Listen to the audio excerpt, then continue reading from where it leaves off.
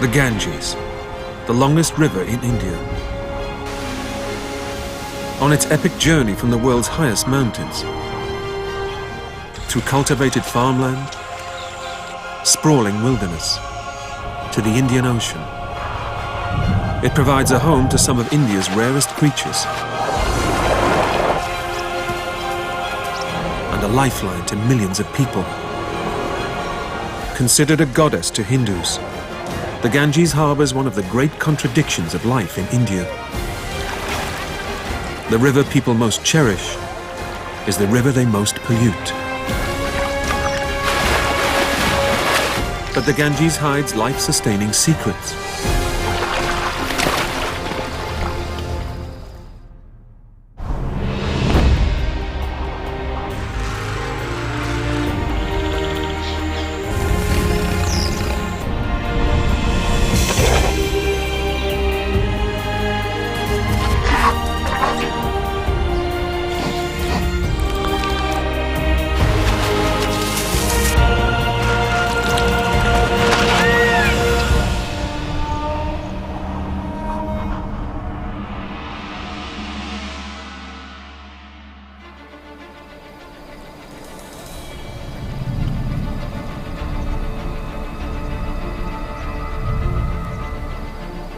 From its origins in the Himalayas, the Ganges flows over 2,500 kilometers across northern India, before emptying into the ocean on the border of India and Bangladesh. This mighty river is home to some of the rarest and strangest animals on the planet, including elusive river dolphins and bizarre long-nosed reptiles.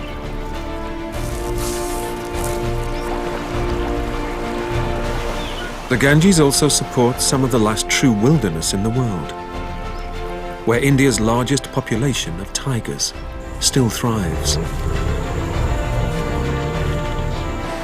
Nourished by sediment washed from the Himalayas, the Gangetic Plains are some of the most fertile land on Earth and home to India's giants. But man has reaped rewards too. Vast areas of natural habitat have been destroyed to make way for farming and industry. 500 million people live in the Ganges basin, 8% of the world's population. The river not only provides livelihoods and drinking water, it carries away the sewage and waste of millions. For Hindus, the Ganges is far more than a river. She's a goddess, Ganga. The grime of thousands of people taking a holy bath filters into the water every day. Offerings to the goddess and human cremations on the banks add to the strain on the river. But despite this, unique properties in Ganges water could explain how rare creatures and rich vegetation are able to survive.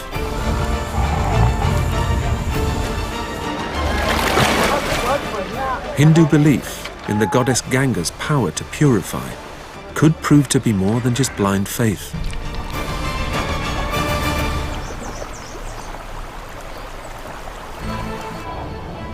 The Ganges starts its life among the highest mountains in the world, the Himalayas.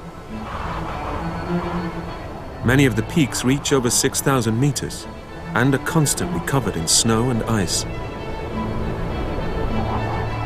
Over 15,000 glaciers make this the world's largest store of fresh water outside the polar ice caps. The Gangotri Glacier is one of the largest.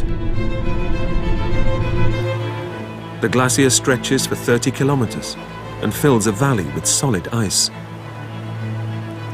Its leading edge is called Gaumukh, the cow's mouth, as the water which flows under its vast icy tongue is milky white. Hindus consider this to be the source of the Ganges. Only the hardiest pilgrims come and worship here.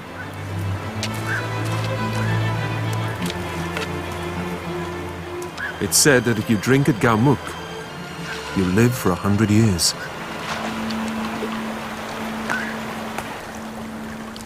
But the true headwaters of the Ganges begin above the glacier, nearly 4,500 meters above sea level. Few animals can survive in this harsh environment.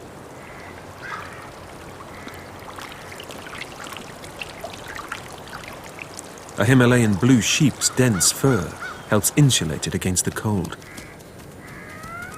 But even here, predators are on the prowl. Snow leopards are perfectly adapted to mountain life.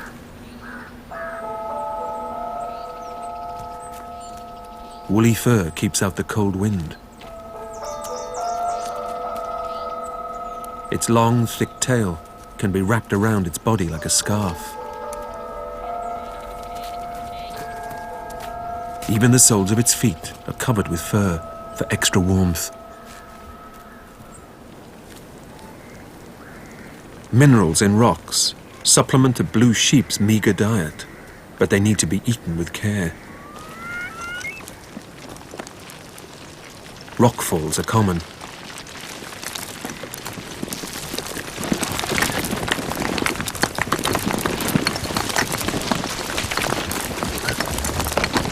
Constant freeze and thaw makes mountain slopes unstable.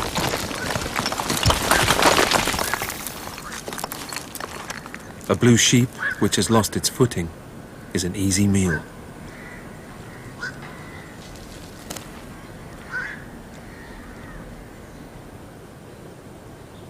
Snowmelt from the Himalayas continually feeds the Ganges. Hindu mythology tells that Ganga, the river goddess, originally flowed through the heavens. She was brought to earth by a devout king, Bhagirath, whose ancestors had been turned to ashes by an angry sage.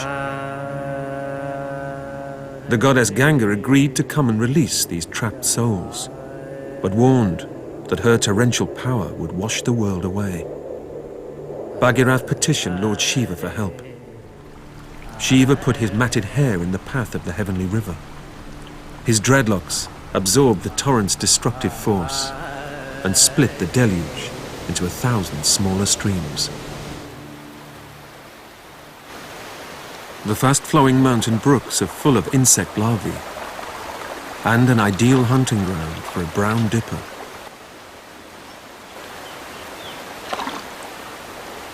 Weighing less than 100 grams, these small birds seem likely to be washed away by the current. But they're well adapted to forage for food in the rocky stream bed. Their short wings are strong enough to swim underwater, and their blood stores more oxygen than terrestrial birds, allowing them to hold their breath for half a minute. Ample time to grab a beakful. The young Ganges river that flows from the Gangotri glacier is called Bhagirathi, in honor of the king that brought the river goddess to earth.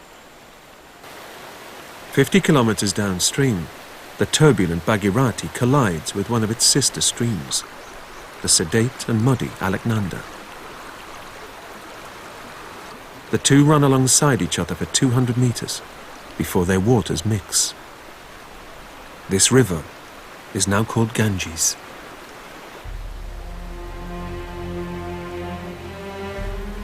Raging water calms as the river reaches the flat lands of the Gangetic plains. Sediments carried from high among the glaciers are released. The Ganges deposits 1.6 billion tons of sediment every year, 4 times as much as the Amazon. This creates some of the most fertile land in the world.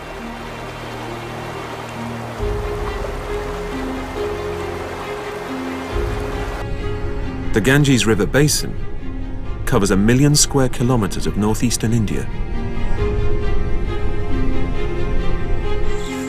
Much of this huge floodplain has been farmed, but a few pockets of wild grassland and forest survive among the river's furthest tributaries, in a region known as the Tarai.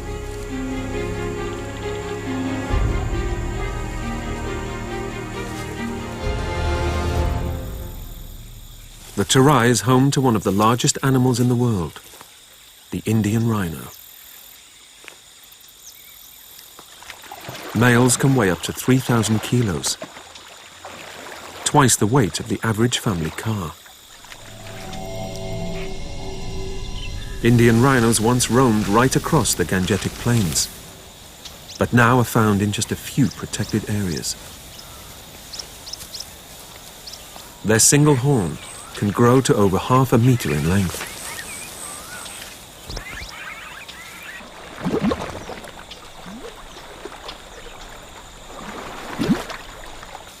A prehensile lip makes their mouths almost as nimble as a hand. They can grasp tufts of grass and pick up fruit and leaves. Rhinos' eyesight is poor, but their sense of smell is sharp. Scent glands on their feet leave a pungent trail wherever they walk. At midday, pre-monsoon heat nudges temperatures into the 40s. Rhinos seek refuge in the river. As they are the most aquatic of all rhinos, a calf's first lesson is how to swim.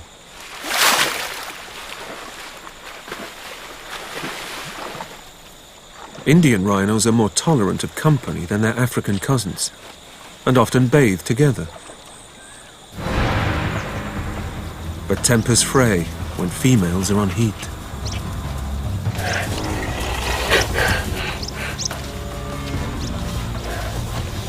Battles over breeding rights can be bloody.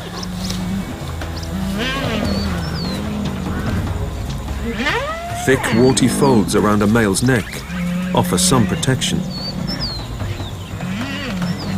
But fights like this often lead to death. The reward for the victorious male is the right to mate. In 16 months, the female will give birth to one calf. It will be 2 to 3 years before she's ready to mate again.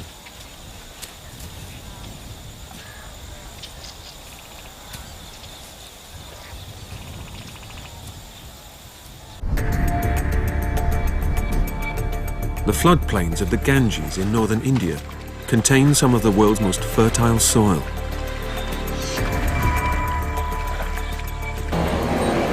Nearly 500 million people live in the Ganges River basin.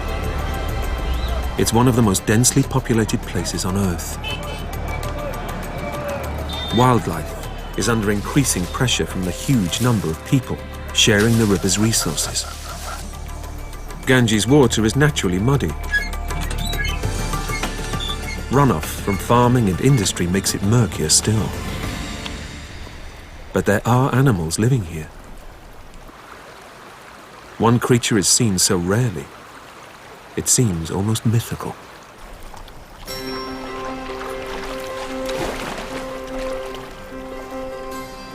The Gangetic River dolphin spends most of its time foraging for food.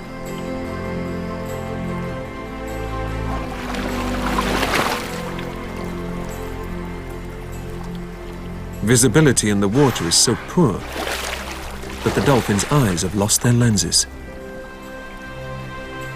They're almost completely blind and use echolocation to navigate and detect prey.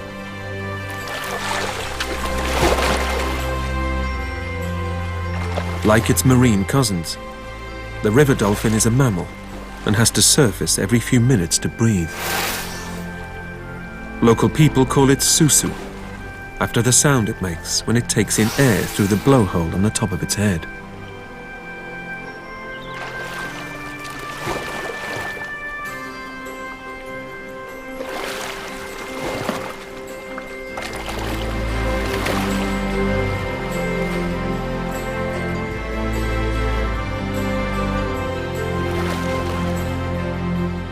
The elusive susu isn't the only strange creature to call the Ganges home.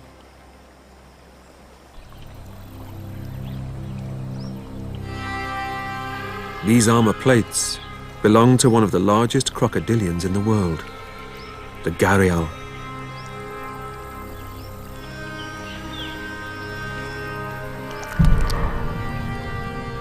Male gharials can grow to be 6 meters long. This prehistoric-looking predator poses no threat to man. Its long, slender jaws are too delicate to tackle large mammals. They're adapted to hunt fish. A slimline snout whips through the water with little drag. Slippery fish are skewered on rows of razor-sharp teeth. Tiny pits in their scales detect vibrations in the water and help pinpoint prey.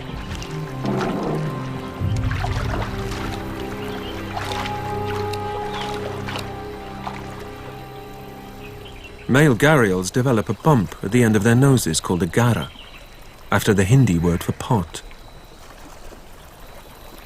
The bigger the gara, the more attractive a male is to a mate.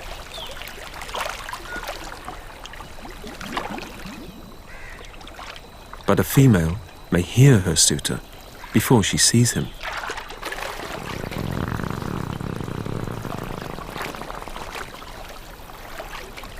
Air, squeezed through the male's nostrils, is amplified by his bulbous snout.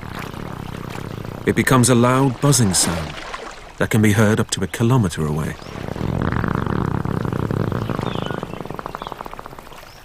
A female raises her head, a sign she's ready to mate. The courting couple slip under the cover of water and stay submerged for up to half an hour. Females lay their eggs on sandy riverbanks. Gharials are much better adapted to life in water. On land, the female's short legs can't lift her body clear of the ground. Under the cover of darkness, she buries up to 100 eggs. Sand acts as an incubator. It absorbs the sun's warmth and keeps the eggs between 30 and 34 degrees Celsius. The mother guards her nest for 2 months while her eggs develop. Their eggs are some of the largest in the crocodile world and make a tasty meal for a jackal or a monitor lizard.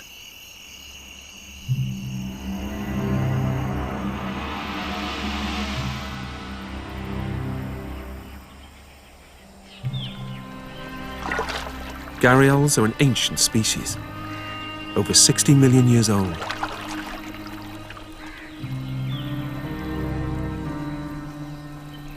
Just 60 years ago, there were thought to be as many as 10,000 living wild.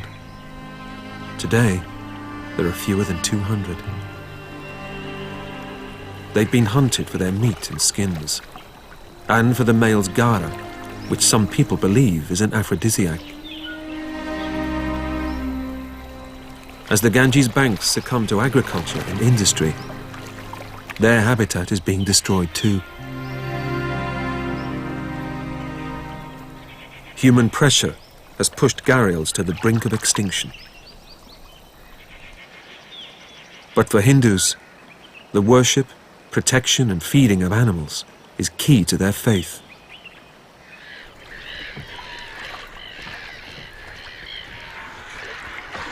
Usi Sahami rows across the Ganges every morning. Feeding gulls has been her daily ritual for 20 years. She considers it her duty as a Hindu and believes it will help her achieve a better existence in the next life. Reincarnation is a core belief of Hinduism. Nowhere is this more evident than in Usi's hometown, Varanasi.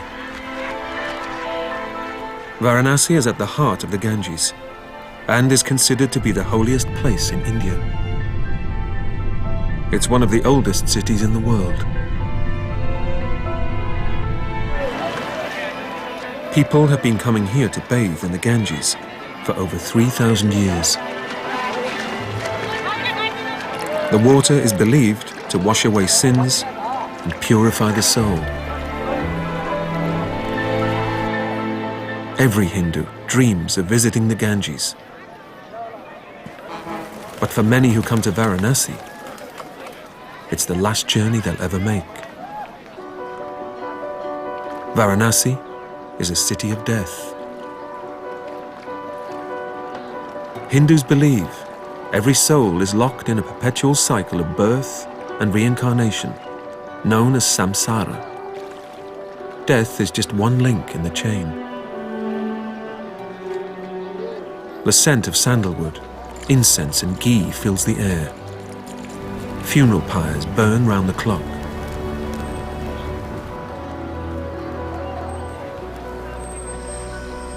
Varanasi is considered to be a gateway between heaven and earth. To die and be cremated here is believed to ease the soul on its journey to the next life. The ultimate goal is to escape the suffering of repeated lives and attain moksha, release.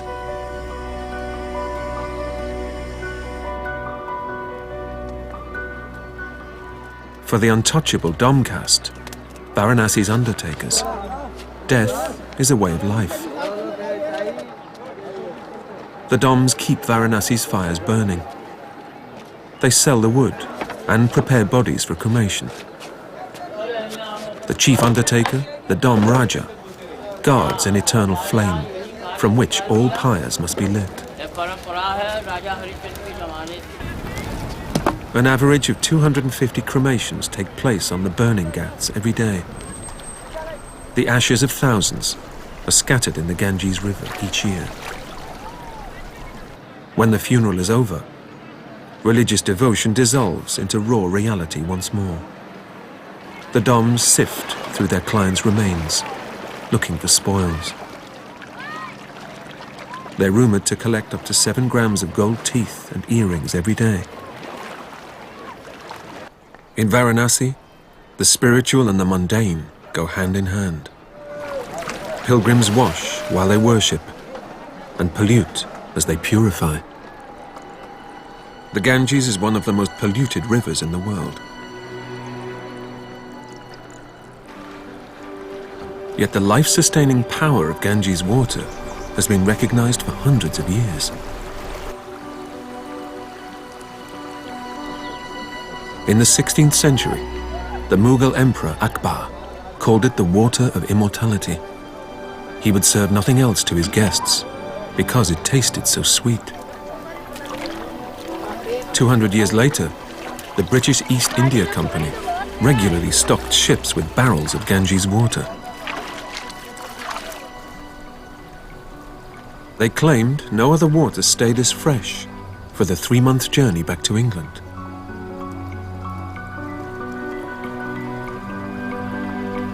Today, despite huge numbers gathering to bathe, often where raw sewage drains into the river, there have been no recorded outbreaks of major diseases like cholera or typhoid.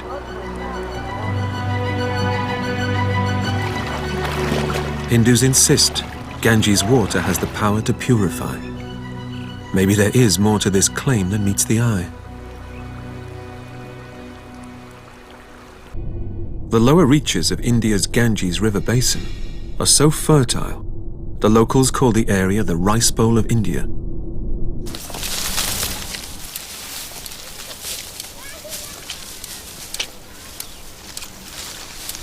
Farmers reap 4 rice harvests a year here, double that of many parts of the country. But these fertile fields bring dangers of their own. A deadly monocled cobra feasts on a toad, common prey in a paddy field. The snake's hunting trip brings it perilously close to farmers harvesting rice. 1 million people in India are bitten by snakes every year. Monocled cobras are one of the most venomous snakes in Asia. Fangs inject poison that paralyzes its victim's nervous system and breaks down its cells.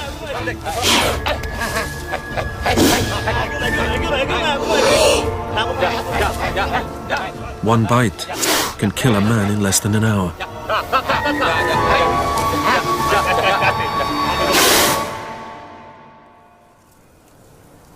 Many people here have an understandable fear of snakes. But in the village of Chotopashla in West Bengal, the attitude towards these deadly serpents is rather more surprising. Snakes are drawn to the village in search of rodents, often found around human settlements.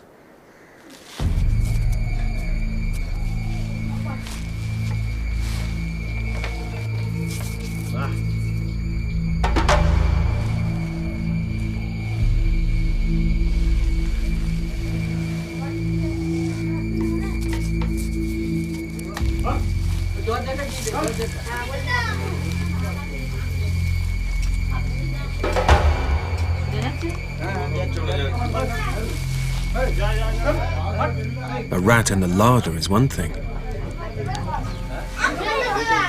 A cobra in the bedroom, quite another.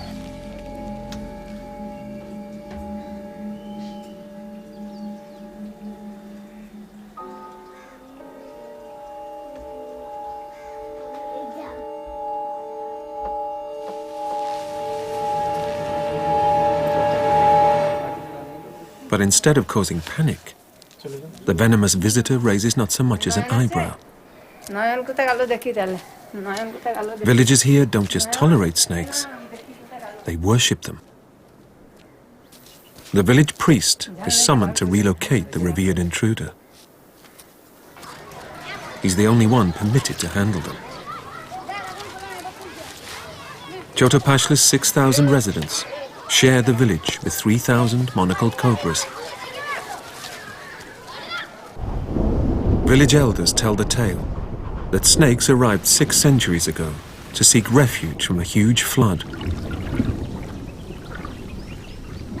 Flood water brought with it remarkable rice production. Snakes have been associated with prosperity ever since. When he's not removing snakes from people's homes, Shyamal Chakrabarti leads the worship in the village temple.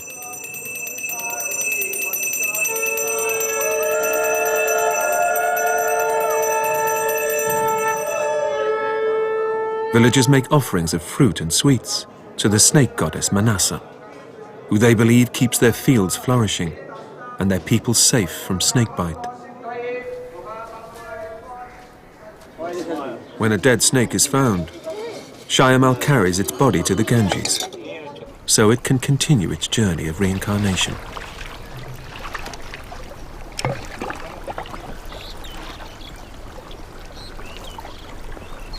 As well as a sacred burial site for humans and animals, the Ganges also provides a hunting ground for one of the world's most skillful aquatic predators. Smooth-coated otters are in their element underwater. Ears and nostrils closed to keep water out,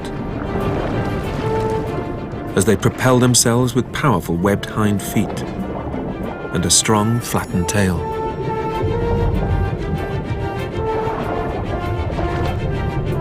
Thick, velvety coats provide a streamlined surface, crucial to the high-speed pursuit of fish.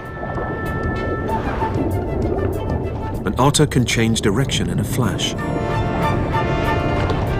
Sensitive whiskers detect the slightest movement of prey.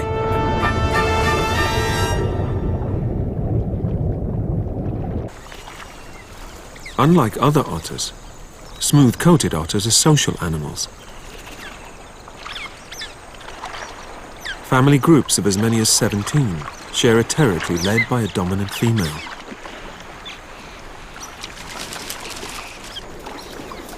Wriggling against each other helps dry their coats and reinforces bonds. Otters work as a team when they hunt, corralling shoals of fish and sharing the spoils. But they aren't the only fishermen on the river.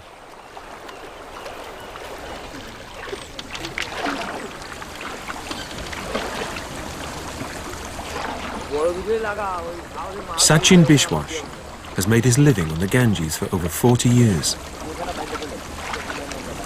But Sachin is no ordinary angler. He has a secret weapon. Otters. He's recruited some of nature's most talented fishermen and trained them to herd fish into his nets.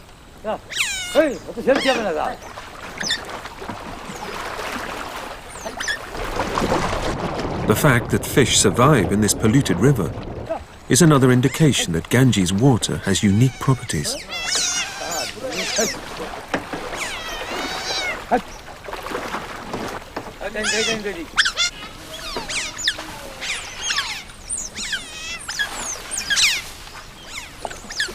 Today's catch is small, but profitable. Catfish can fetch over $30 each.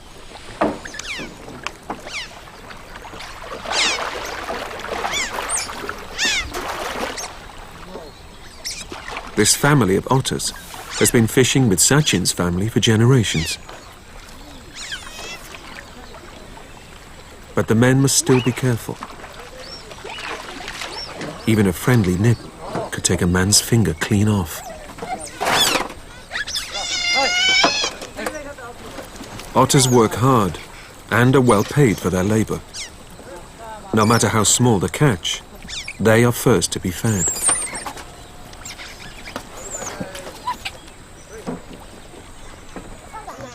Back in their village, the otters get time to take a dust bath with their pups. This is their fourth litter. 5 healthy and boisterous males. A second helping of fish keeps the family content.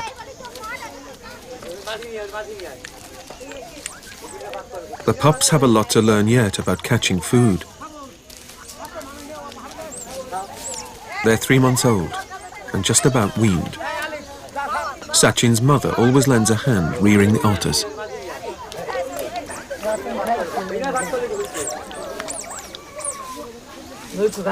In a few weeks, these youngsters will begin their training and learn to fish with the humans. And when they're a year old, Sachin will sell them on. A good fishing otter can fetch over $200. Much of the fish Sachin catches is sold and transported downstream, where it ends up in the markets of one of the largest urban agglomerations in the world. Calcutta is home to nearly 16 million people and sprawls along the Hooghly River, the main branch of the Ganges that runs to the sea. Once capital of the British Raj, Calcutta is now one of India's most diverse and chaotic cities. Calcutta's lifeblood is its river, which it depends on for trade, industry, and hydroelectric power. The city is far removed from the wild Ganges, and it's a stark reminder of the huge demands put on the river by man. But just 60 kilometers upstream, a recent discovery has provided a glimmer of hope for the Ganges and its wildlife. Gharials are making a comeback. Thought to be extinct in this part of the river, there have been no gharial sightings here for over 30 years. Until now. Muted squeaks bring a female out of the water. When they're ready to hatch, her young call out from inside their eggs. It's their mother's cue to give them a helping hand and dig them out. The little hatchlings pierce the leathery shell of their eggs with a tiny egg tooth that grows on the tip of their snouts.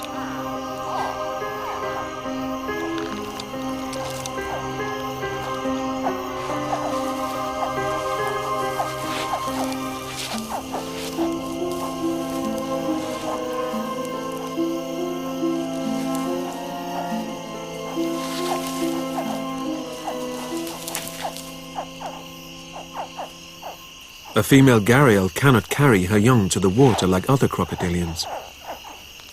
Her teeth are too sharp. The hatchlings need to make their own way to the river.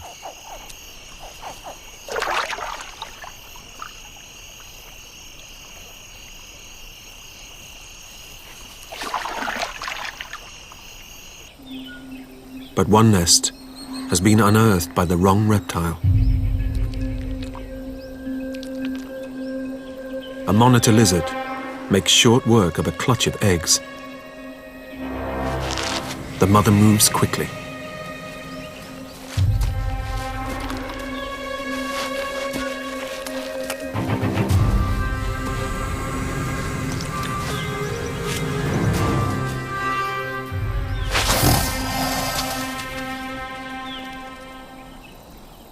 But she's not quick enough.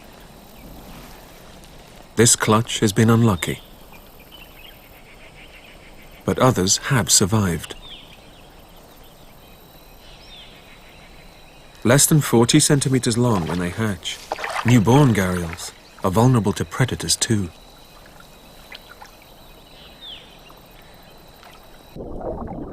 But their mother protects them for several weeks while they learn to hunt. Juveniles feed on insects and small frogs. It will be a few years before these miniature predators pose any threat to fish. It's thought that there are now at least 100 gharials living in this stretch of river.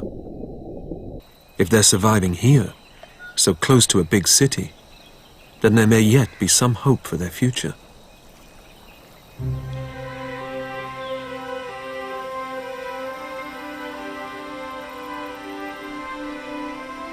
The Ganges supplies trillions of gallons of water for farming and industry, and flushes away the waste of millions of people.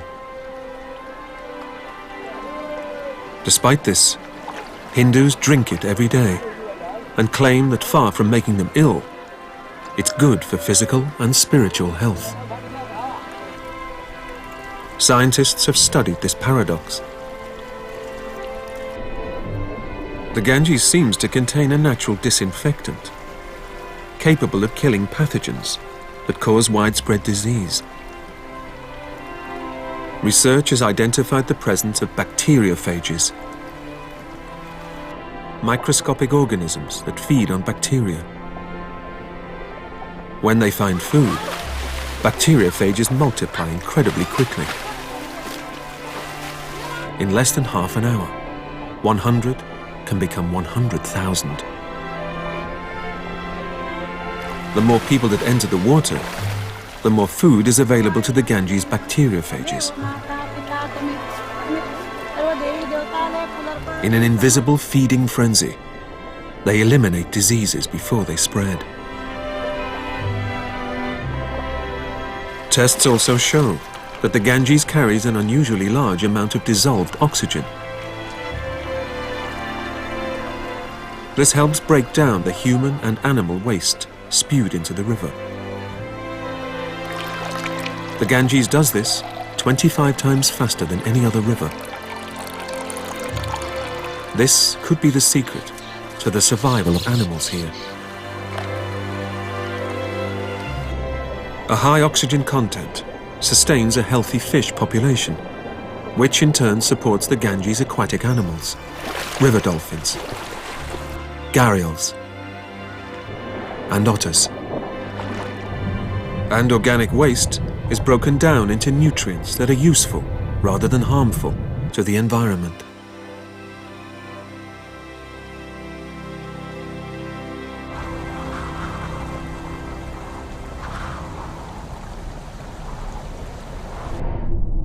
On the border of India and Bangladesh, the Ganges dissolves into the largest river delta on Earth. Formed by the confluence of the Ganges, the Brahmaputra, and the Meghna rivers, this super delta is a labyrinth of channels and creeks. In it lies the largest tract of mangrove swamp and forest on Earth, the Sundarbans. Rivers wash mud and silt out into the Bay of Bengal. Ocean tides flood the forest with salt water every day. It's one of the world's most challenging natural environments. The Sundarbans is a place where land meets sea, and the line in between is blurred. Even the fish seem confused. Mud skippers spend more time out of the water than in it. Water stored in pouches stops their gills drying out, and they can breathe through their skin as long as it's wet.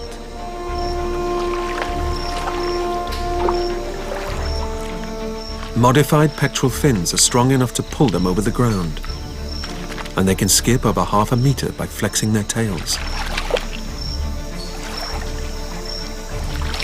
During the breeding season, tensions run high, and males defend their territories. Blue markings become brighter. Dorsal fins wave like warning flags. If this fails to deter an intruder, there's nothing left except mouth-to-mouth combat.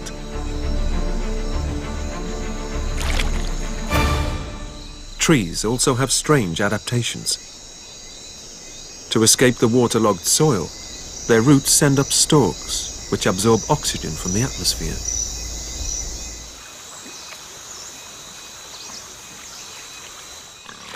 For a wild boar, the muddy Sundarbans are paradise. Chital deer look up rather than down for food, and always keep an eye open for danger. With good reason.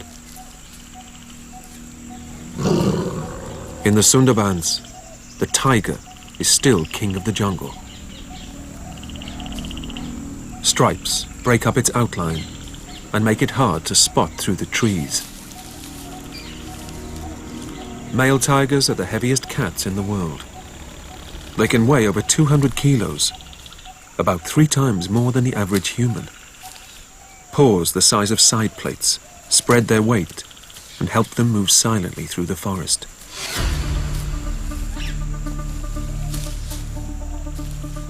Tigers creep as close to prey as possible before launching an attack. Thick mangroves provide plenty of cover. Chital deer are favorite targets.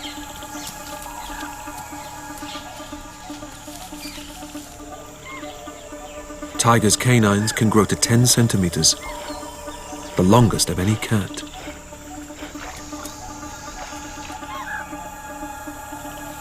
They're so powerful, they've been known to bring down animals 6 times their own weight.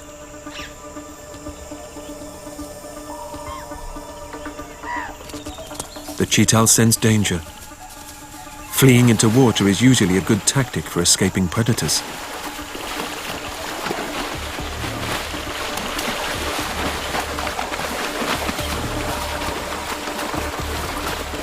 But tigers don't mind getting wet.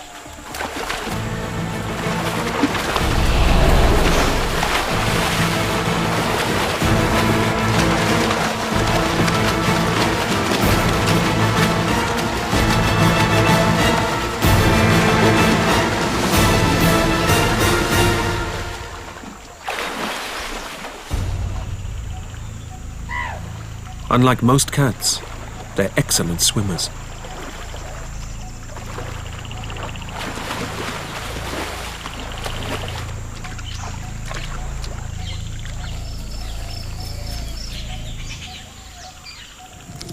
With its catch back on dry land, the big cat makes light work of its meal. A rough tongue scrapes meat clean off the bone.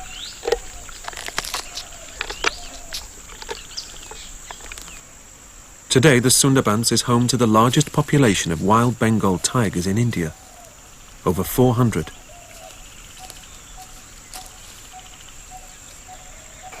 It's the only place on Earth where these big cats live in such an aquatic environment.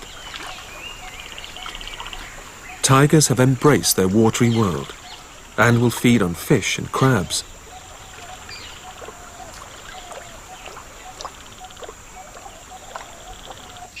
But there is something else on their menu.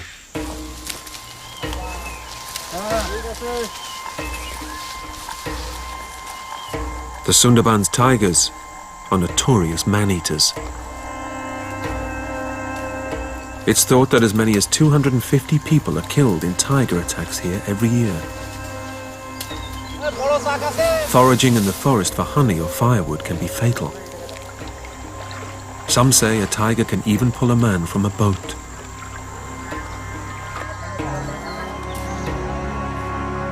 Villagers have even been dragged from their beds.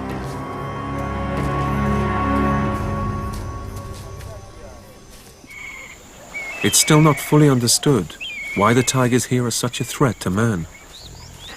People live close to tigers in other parts of India, but nowhere else are fatalities so high.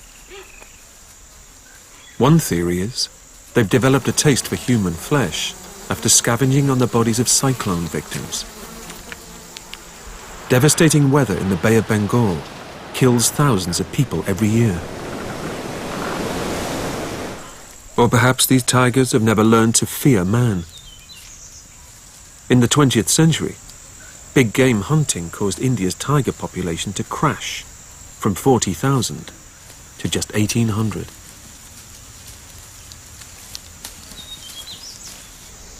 But impenetrable mangrove forest protected Sundarbans tigers from man and his guns. Here, people are prey. But each time a tiger takes a human life, the precarious existence of its own kind is shaken. Fear and reprisal leads to tigers being killed. For a species on the brink of extinction, every tiger death is a catastrophe. A government conservation program works hard to keep man and cat safe from each other.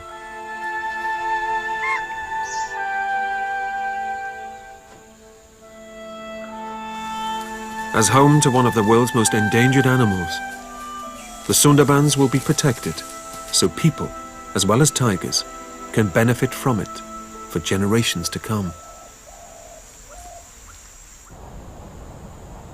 While the Sundarbans is one of the world's great wildernesses, a small island just a few miles away hosts one of the planet's largest gatherings of people.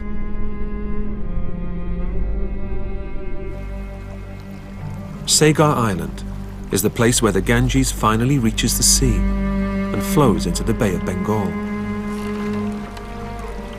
It's the middle of January, and this sleepy island is about to be transformed by an inundation, not of water, but of people. This is a dramatic reminder of the pressure put on the Ganges River and its wildlife by humans. Millions of Hindus arrive here on the day of Makar Sankranti, the winter solstice. The Ganga Sagar Mela, as it is known, is one of the largest religious gatherings on earth.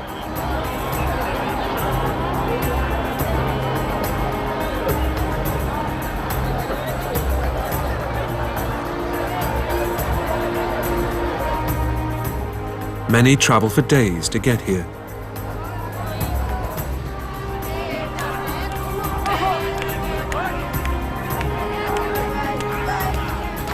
For some, it's the first time they've ever seen the sea. Tropical beaches are transformed into the world's biggest campsite. Pilgrims throw coins as offerings to the goddess Ganga. For enterprising children, it's an opportunity worth braving the mud to exploit. During the festival, they can make over 1,000 rupees, a healthy boost to often meager incomes. Makar Sankranti is a harvest festival, a time to give thanks to the Ganges for the crops she provides and livelihoods she sustains.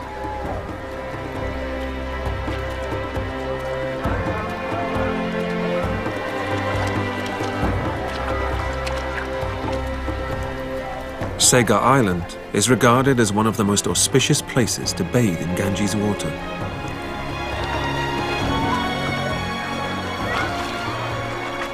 This is a grand farewell to a river that has played such a vital role in the lives of India's people and wildlife.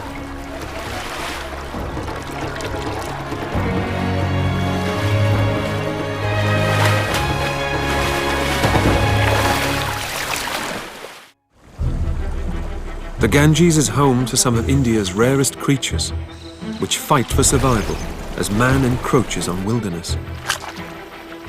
Agriculture and industry have swallowed much of the Ganges' fertile floodplain, once home to giants like the Indian rhino.